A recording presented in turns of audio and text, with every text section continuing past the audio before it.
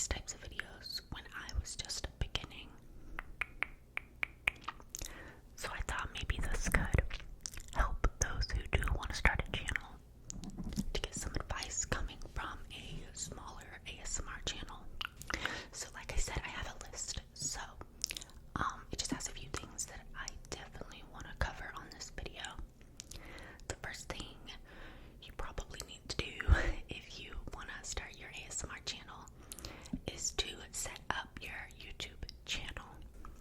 So this means to create your YouTube account, and it doesn't have to be on YouTube, but these tips are directed for YouTube. But this would work for like TikTok or other platforms that you want to do some ASMR on. You need to go ahead and create the channel, which is quite simple. YouTube is definitely better at explaining how to create your channel than I am. But yeah, definitely set it up first, and then you want to customize the look of your channel and the name of your channel. For example, my YouTube channel name is Asmrpumpkin, and I just chose that. So typically ASMR creators have like the word ASMR in their name, but you don't have to if you don't want to. The next thing would be your profile, like picture on YouTube. So mine, I created mine from a pumpkin and I just put the word ASMR over it. I'm actually hoping to update it soon, but that's what it is for right now. Yeah, I apologize if you can hear any background noise from outside. Your profile picture is important. It can draw people to you. The next thing would be your channel banner. So mine, it's when you click on my channel and it's like the square. It's like the square that's kind of above your profile picture, depending on like what format you're on, like computer or iPhone. It like appears a little bit different.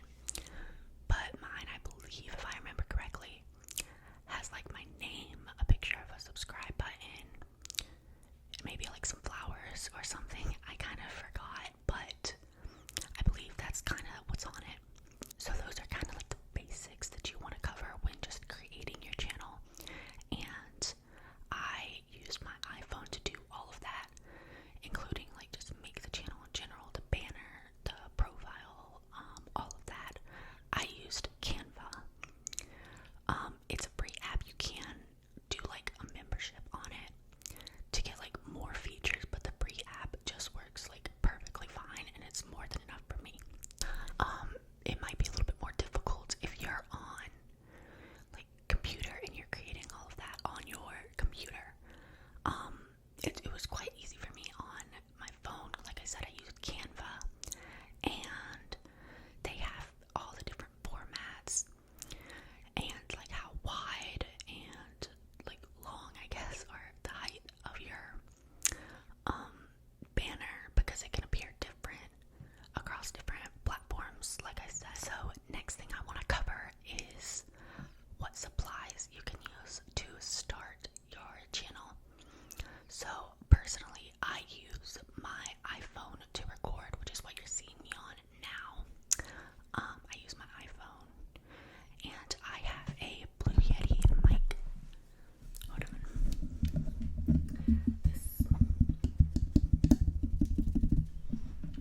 It is my Blueyeti mic. I have it faced this way because this is like the front, so it's supposed to face me. Like that's the type of mic I have, and like I said, I just use my iPhone. I also have a ring light that doubles as like a phone holder, tripod setup type thing. I just bought it on Amazon for like $20 was the ring light. My iPhone, I use the iPhone 15 Plus, yeah, iPhone 15 Plus to record on. I think the camera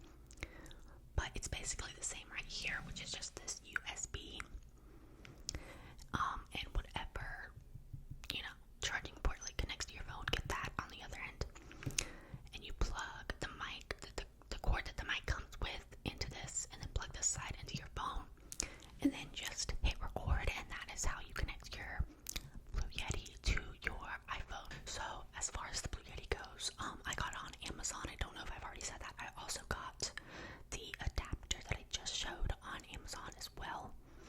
The adapter was like a 2-pack for, it wasn't even $10. It was quite cheap. The Blue Yeti was around $100 though. Yeah, it's a really great mic. I definitely recommend it if you're looking for a mic to get. But like I said, the cheaper options there are out there are like Vivani. I believe it's cheaper. I can't tell you how good they are. I've heard that they're great. I just don't have one myself. So, using the Blue Yeti mic, there is a gain button right here, and then there are different options right here for like kind of how you want to sound. So there's like a binaural option from where you hear side to side. I believe right here, like the binaural option.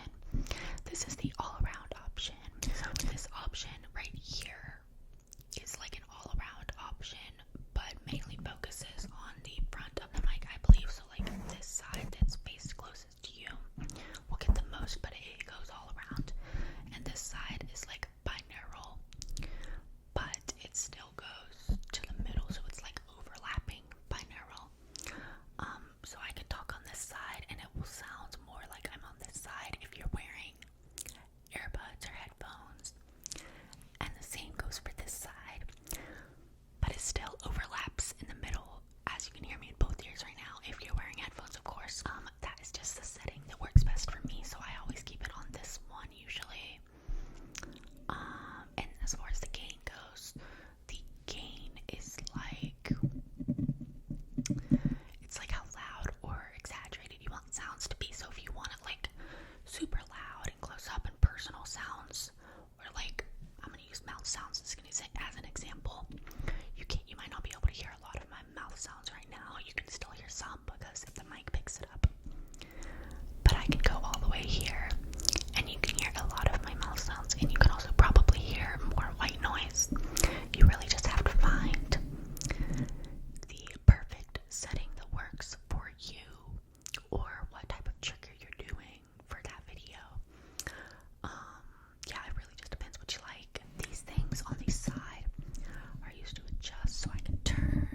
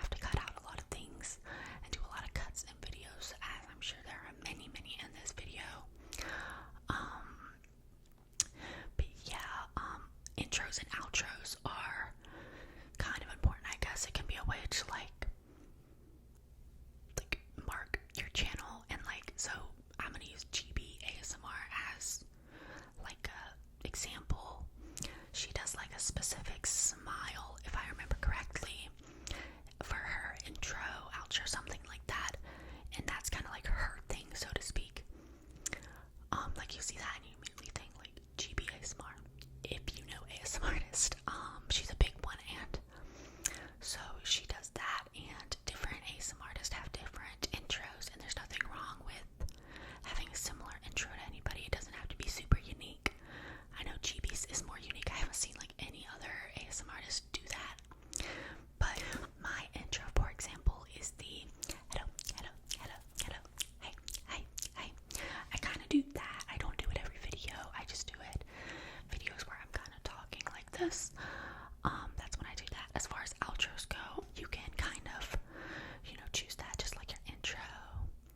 Usually in outros, you want to say like, subscribe if you enjoyed this video, like the video, that kind of thing, and say your goodbyes. Say when you'll upload again if you know. If you don't say that, that's completely fine. I don't always say when I'm going to upload again.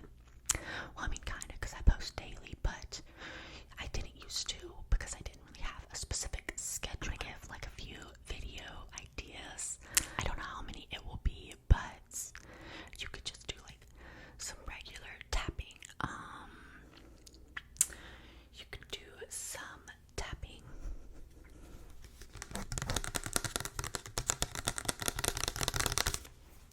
You can do some skincare.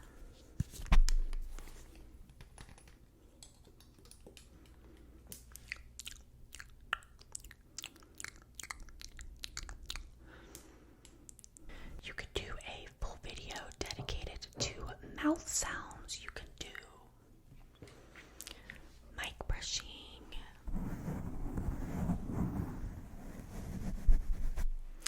You can do mic scratching. You can do mic tapping. You can do role plays. You can do eye exams. You can do like hand sounds and organizing videos. They're so, like, ASMR is so versatile, and you just kind of have to explore around and find what best suits you and like your channel.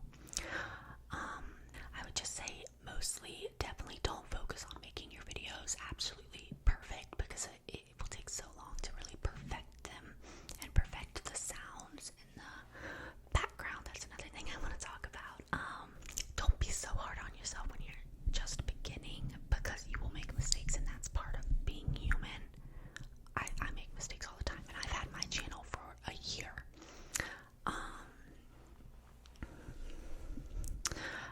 Another video idea suggestion is to definitely use video ideas that are trending right now. I'm going to use me as an example. So, like a year ago, my first video that blew up, it blew up for me. It has around 25,000. It has around 25,000 views right now. My video does from a year ago, and so what based that video idea to me was I was seeing a lot of different scratching your head until you're unconscious type of videos, and those were doing really well at that time, and they were trending. So I decided, let me try that, and I did, and I uploaded it, and I posted it, and I picked a good thumbnail.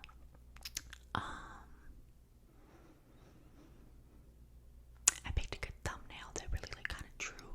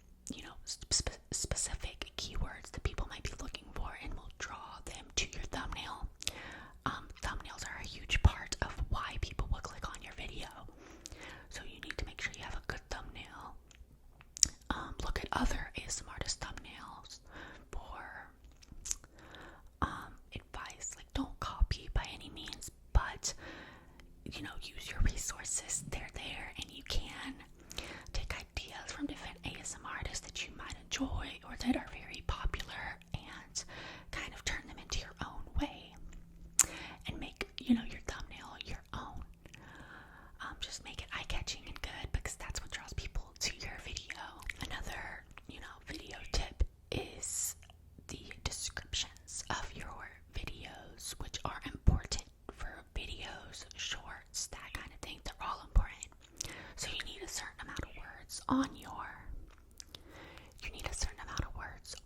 description for it to like have the best effects that it can.